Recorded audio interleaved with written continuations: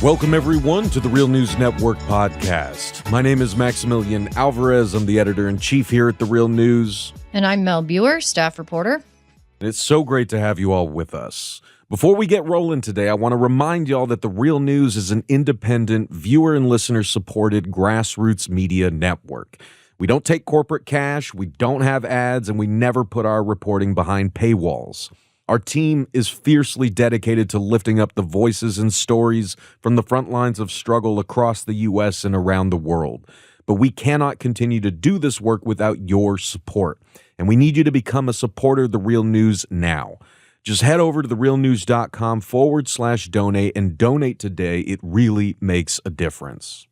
We're recording this episode on Saturday, August 10th. We are now officially less than 3 months away from the general election, and we are just over a week away from the start of the 2024 Democratic National Convention, which is set to take place in Chicago. The Real News is going to be on the ground reporting from the grassroots, showing you the side of the DNC corporate media won't. One of the many critical stories we'll be covering are the organized protest demonstrations that will be taking place in Chicago while the DNC is taking place at the United Center. On Monday, August 19th, I'll be reporting from what is expected to be the largest protest of the week, organized by the Coalition to March on the DNC. As the March on the DNC website states, quote, "The March on the DNC Coalition fights for the rights and liberation of oppressed people and against the exploitation of workers. Beginning on August 19, 2024, we will march on the Democratic National Convention in Chicago to bring the people's agenda to within sight and sound of the Democratic Party leadership. Genocide Joe Biden has stepped down from running for president as the Democratic Party nominee. His decision doesn't change the policies of Democratic Party leadership, specifically their support of the genocide in Palestine. So our movement must continue to apply pressure. On August 19th, we will march on the DNC for Gaza regardless of who gets nominated for the presidency," end quote. Over the last 8 months or so, groups like the Coalition to March on the DNC have been fighting the city over permits for their marches, ultimately ending up in federal court to settle the permitting issue. Multiple groups have sued the city on First Amendment grounds, saying that the city's denial of march permits is unconstitutional. With us today is Hatem Abudayyeh, National Chair of the United States Palestinian Community Network and a spokesperson for the Coalition to March on the DNC. And we're going to discuss with Hatem these upcoming marches on the DNC, the latest updates on the permitting situation, and what listeners, protest attendees, and Chicago residents can expect from the week of the DNC. Hatem, thank you so much for coming on the show in the midst of your crazy schedule right now. We really, really appreciate it. Yeah, I'm really honored to be here as well, and I want to promote your work to the masses too, and I hope people can continue to donate and support the great stuff that you do as well. Thank you so much, man. That means the world to us. It really does. And yeah, our listeners are eager to know about, what they can expect. Many of them are going to be attending. If not, they're going to be watching closely. And so just to kind of jump right into the conversation, I'd like to take a moment to check in and get the latest update on the permitting battle that you and your fellow march organizers have been embroiled in for months. So I guess the big question is, have the permits been granted? Like we mentioned in the intro, this has been a protracted battle over the permits that has been largely focused on the march route. The coalition has proposed a route that would take marchers within sight and sound of the DNC, while the city has been trying to relegate the marches to a shorter route, farther away, out of sight and sound from the United Center. So what's the latest on the marching permits and the march route? So the first thing I'll say is that organizing works, and folks from the movement, progressive social justice activists in this country for decades and decades have proven that. We have already won a part of this battle. They did, as you mentioned, tried to bury us 4 miles away from the United Center when we first submitted our applications. Of course, we rejected that immediately, described how ridiculous it was that they thought that we would accept something like that. And they knew they were going to lose that on First Amendment and constitutional grounds. So finally, after many months, after this lawsuit, they rejected a fourth permit application of one of the lead organizations of the coalition.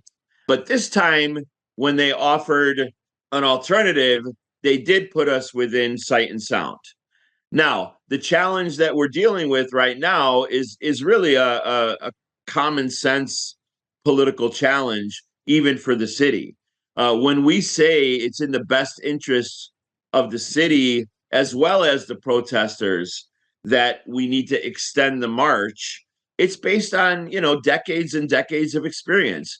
Understand that my organization, the United States Palestinian Community Network, the National Alliance Against Racist and Political Repression, Students for a Democratic Society, anti-war committees across the Midwest, Students for Justice in Palestine, Chicago Coalition for Justice in Palestine, all of these organizations, and now there are over 200 who have joined the coalition. We have decades of experience organizing these things. We've been organizing the lead organizers for RNC and DNC protests since 2008. And we were the lead organizers in the 2012 NATO protests in Chicago. So, we're professionals at this sort of thing. And even if you're not a professional, it only takes a little bit of common sense to recognize that for tens of thousands of people that we expect to have there on Monday, August 19th, you're not going to be able to put them on a route that's only a mile long. Because what will happen is people from the front of the march are going to get back to the park, to Union Park, before thousands have even left Union Park. So even though we are within sight and sound, we're still not upholding the First Amendment and constitutional rights of everybody, because the folks in the back are not going to get within sight and sound. The folks in the back are not going to be able to express their messages, which are first and foremost, end U.S. aid to Israel, stop the genocide, free Palestine, and stand with Palestine.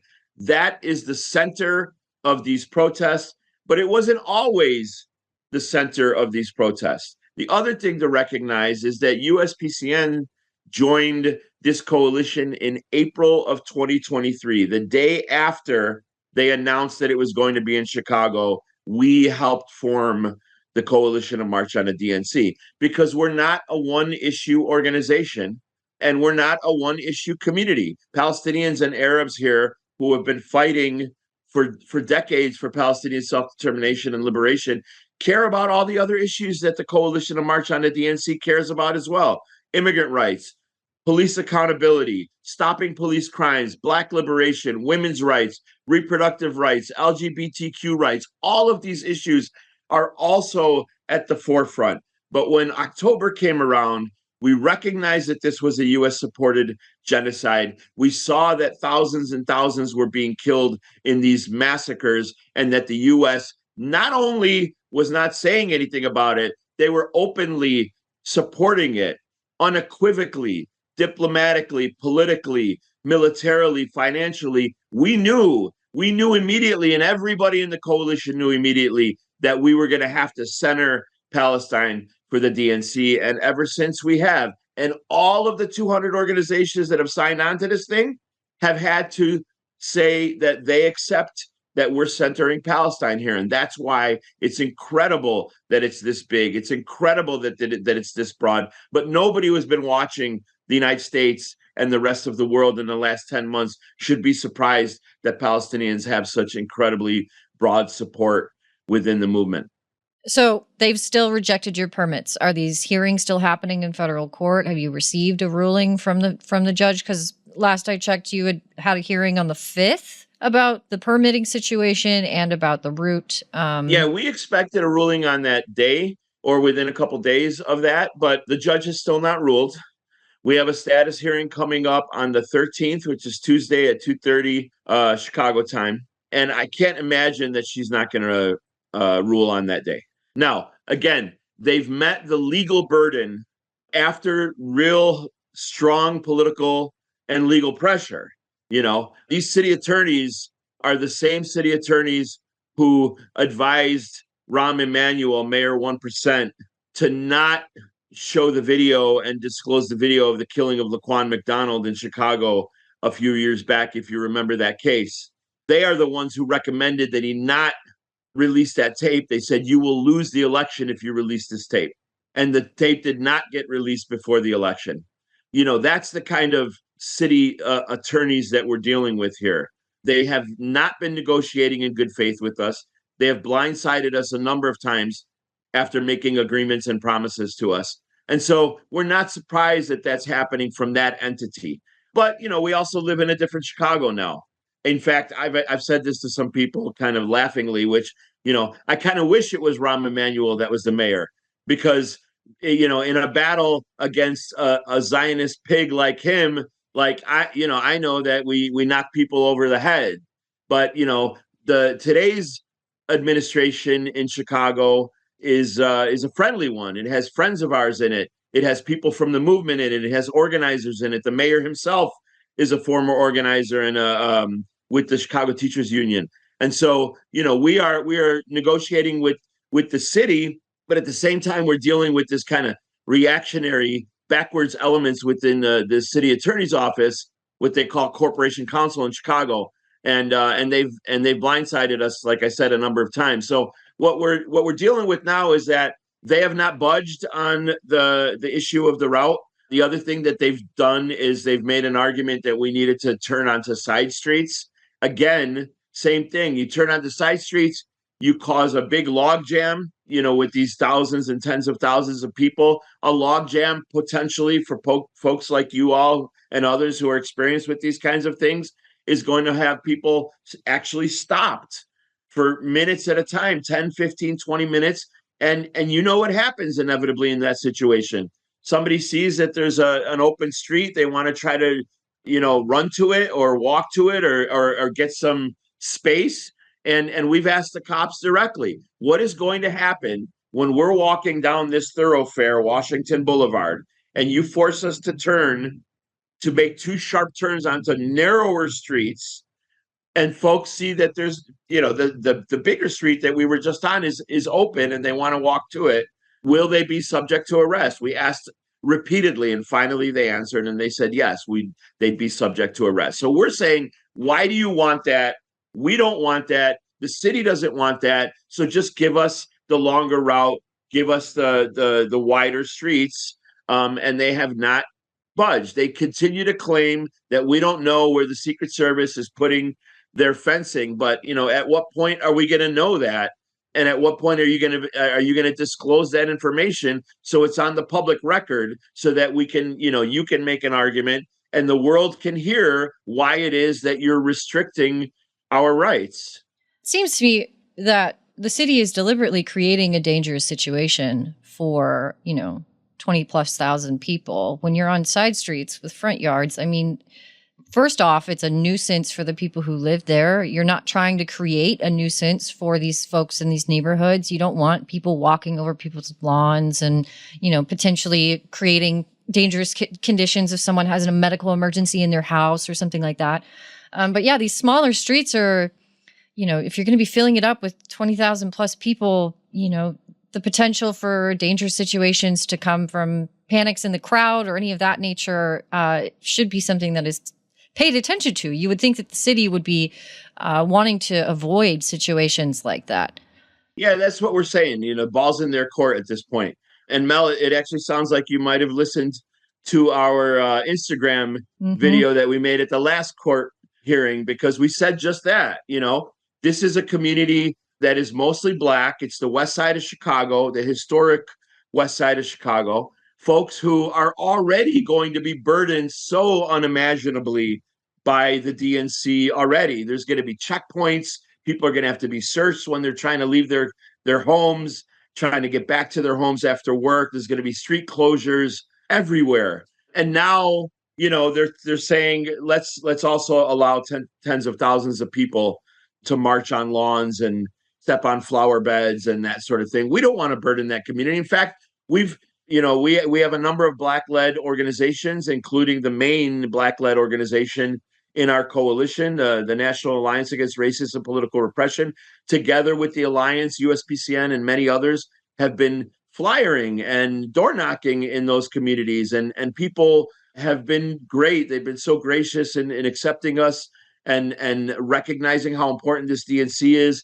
this relationship between Black communities and Palestinian communities in Chicago especially, but across the country as well, is a very, very important and special relationship. Like Black Palestinian solidarity has the people in power up in arms. You know, when the Movement for Black Lives put out a policy position paper a few years back, the Zionists lost their shit essentially, you know, and they attacked the Movement for Black Lives, ADL and JUF, the Anti-Defamation League, and the Jewish United Fund, and Jewish federations all across the country came out and just attacked, you know, the Black community and the Movement for Black Lives for their support of Palestine, for calling, you know, Israel an apartheid state, and calling for the end of occupation and colonization. So, you know, that's who we're dealing with in terms of the support for Israel in this country among the Zionist organizations. But of course,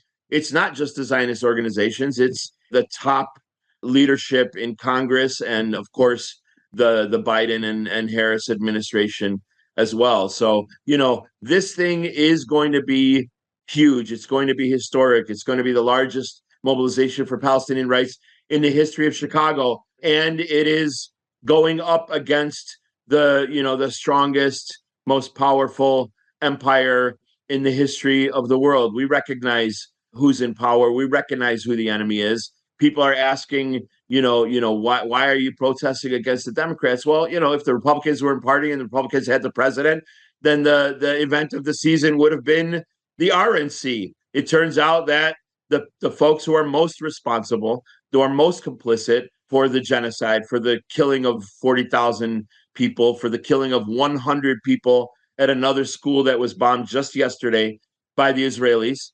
70,000 people in Khan Yunis in Gaza have been pushed out of their homes again just yesterday. And the responsibility is on Genocide Joe and Killer Kamala. You know, so that's why it doesn't matter that there's been a change to the top of the ticket. It doesn't matter to our coalition. It doesn't matter to the organizations that are joining and have joined the coalition and that are going to be mobilizing. In fact, Netanyahu was here 2 weeks ago. He met with Biden directly. He met with Harris directly. And then a day later, he bombed Beirut. And a day after that, he, violated the territorial integrity of the sovereign state of Iran and killed a Palestinian leader there. The U.S. itself went and bombed Iraq, and they're all threatening Yemen as well. That means Netanyahu got the green light directly from Biden and Harris. He must have. You know, the timing of it means that he met with Biden one day, he bombed Beirut the next. He got the permission. And so Netanyahu for months has wanted to expand this into a regional war. And we, as an anti-war movement in this country, not just Palestine support and Palestine support, solidarity, but we need to make sure that we stop an expanded war on Lebanon or on Yemen or on Iran. And that's incumbent upon us and the listeners of this show and the social justice and anti-war movement in this country as well. Well, then to kind of pick up on that and sort of bring it back down to the street level here, because I know we got to let you go here in a couple minutes. I wanted to just, bring us back to the week of the DNC itself and what folks listening to this can and should expect. Now, of course, as we said at the top, we're recording this on Saturday, August 10th. We have on Tuesday another critical hearing. Things may change by the time you guys hear this, but Hatem, I wanted to ask, just based on everything that we currently know on the existing plans and on where you see this battle going, what should protest attendees and Chicago residents expect on the week of the DNC? How can folks who are planning to be in Chicago get involved, and what should they expect on the days of the marches themselves? Yeah, so folks who are coming from outside of Chicago and can stay the entire week should stay the entire week, because the largest of the protests on the first day is going to be Monday the 19th at 12 noon. We're going to be at Union Park. You should probably get there early because, like I said, there'll be tens of thousands of people in that beautiful historic park. It's historic because if you remember in 2006, when the immigrant rights movement rose up against the Sensenbrenner, racist Sensenbrenner bill, that's where the first protests in the immigrant rights movement first happened. That's where 500,000 people gathered to protest against those racist policies. And then later that year, 750,000 were in Chicago and 1 million were in Los Angeles. And it was an incredible, we took back May Day for the immigrant rights and the workers' rights movement in that year. And so I remember those so vividly, and I remember that park so vividly. And that's where we're going to be. It's a few blocks away from the United Center where the convention is happening. Like I said, we're starting at noon, but folks should get there early. We got a really, really powerful program. Jamila Woods is joining us, the wonderful singer-songwriter from Chicago, who's like nationally and internationally renowned now. She's going to be there singing and protesting with us. And we got a great schedule of speakers as well that we're going to make public in a couple of days. And then, we're gonna march. The other thing I'll say, Mel and Maximilian, is that from day one, we said, permit or not, we're going to be marching. So we expect that we will have a permit. We expect that we're going to win this fight of ours. But, people need to be there because this is, the whole world is watching. And it's very, very important for us to stop the genocide, to be able to protest that week. On Thursday, we're bookending first day and the last day. On Thursday, the Coalition March on the DNC will organize at 5 p.m. at Union Park as well, kind of a closing protest.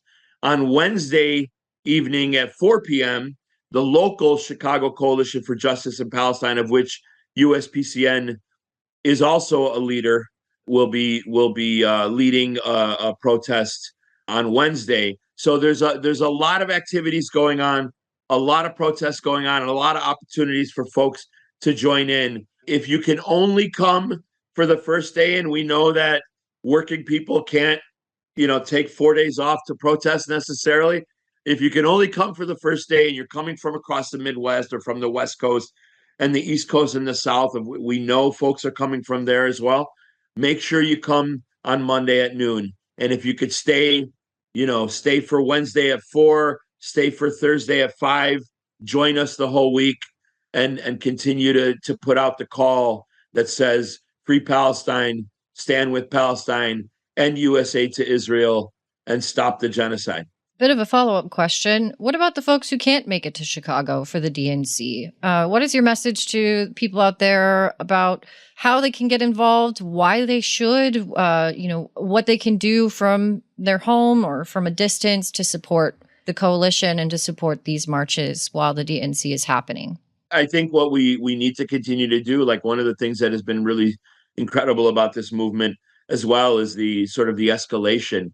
I remember vividly, like a week or so into the genocide in October, USPCN, I believe, was the first organization and working with the Chicago Alliance Against Racist and Political Repression, to shut down a congressperson's office, Jan Schakowsky in Chicago. We had 7 people arrested on that day. The next week, we shut down Sean Casten's office. He represents a huge number of Palestinians in the southwest suburbs of Chicago. We then shut down the street in front of Schakowsky's house, the street in front of Casten's house. We shut down Lakeshore Drive in front of Dick Durbin's house, and Dick Durbin is the second most senior Democratic senator in the country. Represents a huge Arab and Palestinian population.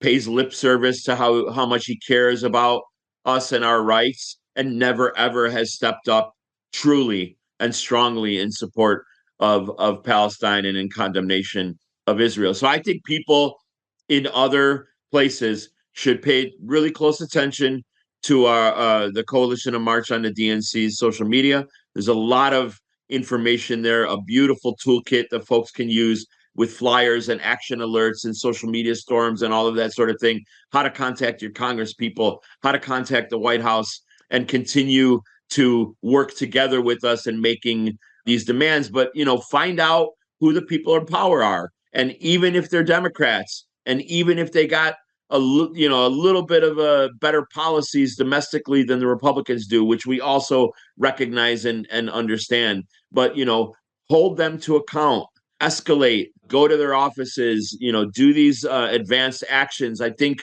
right now, when we see these massacres continue to happen day after day, when we're up to 40,000 killed, 90,000 injured, 2 million displaced, we do need to escalate.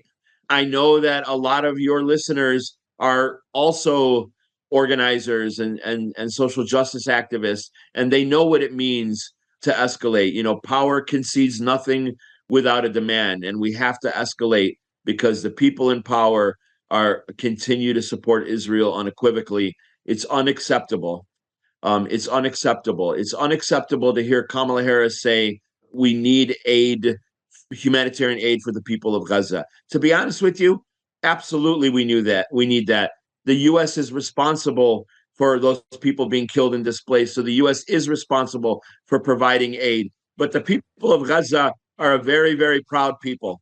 For decades, they've lived under siege. For almost 80 years, they've lived under occupation and colonization. They're not begging for your rice. They don't want you to drop bombs one day and then try to drop bags of rice the next day. That's not what we're asking for. I don't care about Kamala Harris saying that maybe she's a little bit more empathetic to the Palestinian cause than Biden might have been. That means nothing to us. What she needs to do is to stop the genocide. What they need to do is utilize the power of the United States in this situation, because we know the relationship between the United States and Israel. The U.S. is the imperialist power that supports Israel unequivocally because Israel secures the U.S. interests in the Middle East and in the Arab world. That's the relationship. Biden said it himself. If Israel was not there, we would have had to manufacture an Israel. And because Israel is a white settler, colonialist, manufactured state that the United States needs to continue to support to secure its interests. So we have the power. This country, this government has the power to stop it. And if they don't stop it, that means they support it. That's exactly what our position is. And that means that Biden supports it. That means that Kamala Harris supports it. That means that Antony Blinken supports it, and Durbin and Jeffries and Schumer and Pelosi and all of them. So that, once again, is Hatem Abudayyeh, National Chair of the United States Palestinian Community Network and a spokesperson for the coalition to march on the DNC. Hatem, thank you so much again for coming on the Real News Network and giving us this critical update on the coalition to march on the DNC. Mel and I are greatly looking forward to being there on the ground covering this for the Real News Network, and we look forward to seeing you and everyone there in person in just over a week. Sounds great. Thank you both, Mel and Maximilian, and the Chicagoans and the coalition are good hosts too. So hit us up as soon as you get here, and looking forward to meeting you in person. It's going to be great. Thanks so much for coming on. Of course. Hell yeah. And to all of you listening right now, we are going to be on the ground, Mel and I, with our team, covering the events of the DNC, covering the protests happening around the DNC, talking to working people in Chicago, Palestinian Americans, immigrant communities, and regular folks about what they are feeling and thinking about the state of the country right now, the state of the Democratic Party, and what they feel we need to do to move forward as a country, as a class. So stay tuned to the Real News Network. Subscribe to our YouTube and podcast channels, because we got a lot of great work coming for y'all on the week of the DNC and beyond. For the Real News Network, this is Maximilian Alvarez. And I'm Mel Buer. Once again, please head over to therealnews.com/support so we can keep bringing you more important coverage and conversations just like this. Take care of yourselves. Take care of each other. Solidarity forever.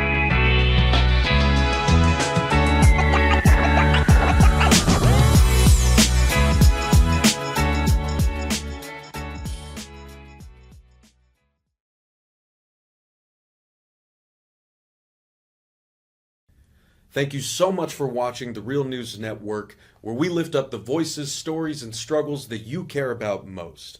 And we need your help to keep doing this work. So please tap your screen now, subscribe, and donate to the Real News Network. Solidarity forever.